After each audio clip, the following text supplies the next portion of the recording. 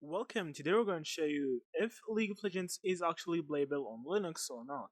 So if you have Linux installed on your PC or laptop and you want to play League of Legends on your PC, as you saw already a lot of videos and a lot of news about League of Legends that it's unplayable on Linux, and that is because a lot of updates that made by Riot to League of Legends, like the Anticheat Vanguard that is made for Windows, you can't actually right now play League of Legends on Linux, and it seems that Riot don't have any intention of bringing League of Legends to Linux. So I'll see from here from this website, leagueoflinux.org, I'll see from here.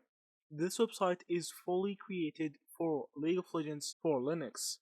So, as see it says that League of Legends is no longer playable on Linux due to use of kernel level anti-cheat in 2024.